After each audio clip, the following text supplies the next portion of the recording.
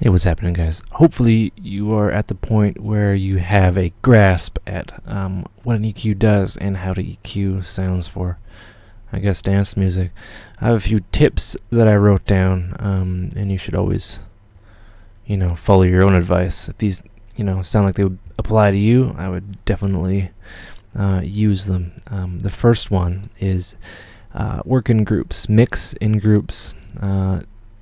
Mix your kick and your bass.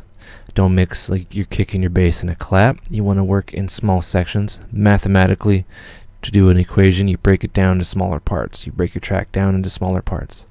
All your percussion, and then say you would have your kick and your percussion because the kick has a higher component as well. Say your lead and your kick and your percussion would be in another group. Some sounds delve into other groups. They dovetail into it. One, if you're starting out, boost and use a narrow bandwidth to find the problem frequency that you're looking for, right? And that'll get your ear. That'll prep your ears to be able to listen to that, and you'll be able to find it right away. You'll be able to find the heart and ringiness and all that fun stuff. Because the human ear can hear boosts in volume better than they can hear reduction in volume. It's how our ears are built. Another one is cut narrow at the low end, right? Cut narrow. You'd usually be cutting narrow at the low end, and boost wide, right? Or else you'll get ringiness, right? You want to boost, well, not that much, but you want to boost wide and slightly, right? If you have to. Let's see here. Yeah, be aware of frequency conflict and masking, acoustical masking, when two sounds overlap each other. Say someone yammering in your ear while you're trying to watch the movie. They're, taking up the same space. One's louder and it masks another. It's not too fun. Another one, and this is one of my major things I can teach you as someone who's starting out mixing, is find the heart of the piece of music you're working on. You can find that by cutting, and then you can pinpoint it and go, okay, that sounds unnatural, and you have just junk on either end, right? And that brings me to the second part.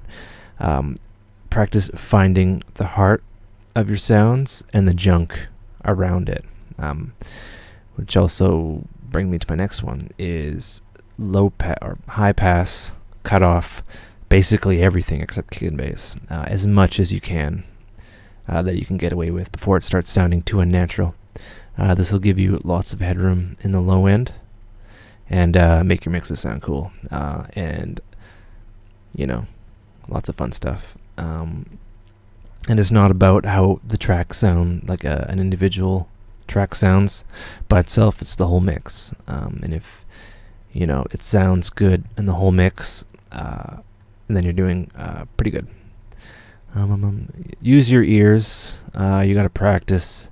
You got to be able to pinpoint each frequency. Well, not pinpoint each frequency, but know roughly where it is, so you know where to start working, instead of being like, I have no idea what's going on. In this'll it'll come with experience, and you'll be making pretty cool mixes really quickly.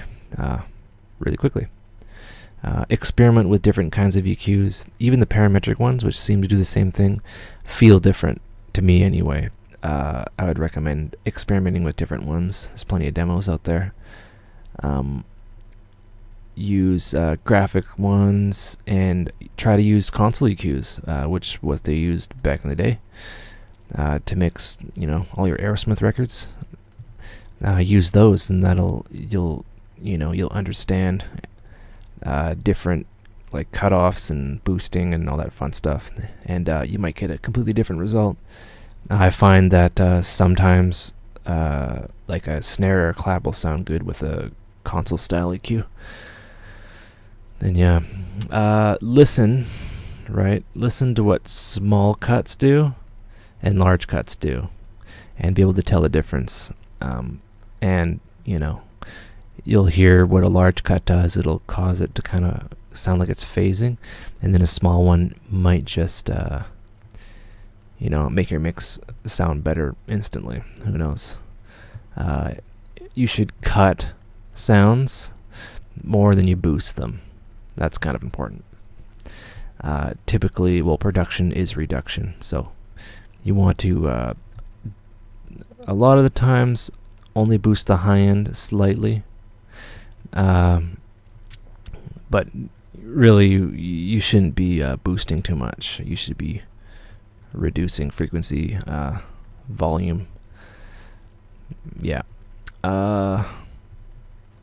So when you're working on a track, say, and there's multiple tracks going on, solo it to kind of see or to kind of hear what the sound is, and then play the rest of the track, and then EQ it while the rest of the track is playing, and then solo it, and then go back and forth. And you'll see and hear the changes in context to what you're doing, and how it sounds solo.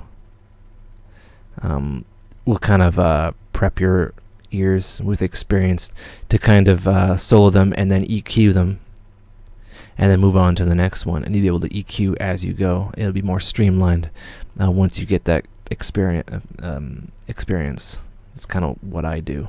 I drop everything down. I start with a kick, and I EQ it. Start with bass. I make the kick and the bass get together, and then I continue, and I mix as I go, because I kind of know what kind of sound I want my whole track to be.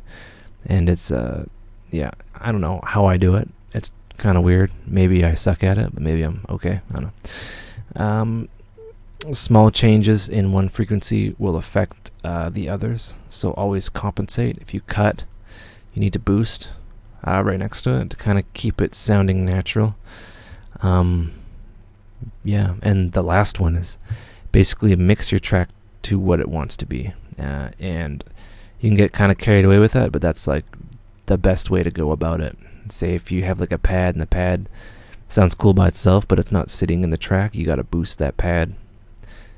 Boost it, bro, and just make it to how it wants to be, and you'll have a happy track, and your mixes will sound cool.